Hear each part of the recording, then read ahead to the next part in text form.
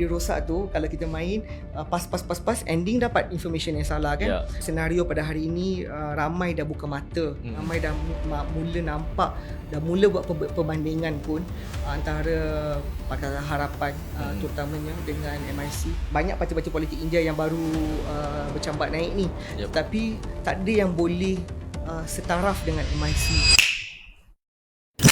MIC adalah satu-satunya rumah yang terbaik untuk masyarakat India. Tak ada orang yang boleh nafikan benda ni.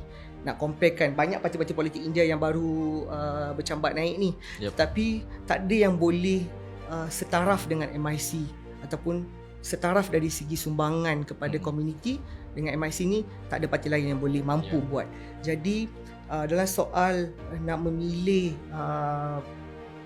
platform ataupun sokongan kepada parti politik, terutamanya kepada MIC, kalau ada perception ataupun stereotip terhadap MIC, saya rasa sekarang semua benda di bawah di fingertip sahaja. Kita boleh search, kita boleh Google. Cuba kita gunakan masa yang baik untuk kita buat satu research dulu. Kadang-kadang kita tak boleh terus dengar gosip. Tak boleh tanya pun kawan, tak boleh tanya kat jiran, sebab mungkin pemahaman dia lain, pendengaran. Macam kita main radio rosak lah kan, contoh. Radio rosak tu, kalau kita main pas ending dapat information yang salah kan. So daripada percaya orang lain, kita percaya dengan diri kita sendiri. Buat research sedikit tentang MIC, dan saya pasti 9 benda yang MIC benda baik. Satu benda tu saya memang akan reserve, benda yang mungkin akan ada kurang kelemahan lah. Saya tak cakap jahat, tapi kekurangan.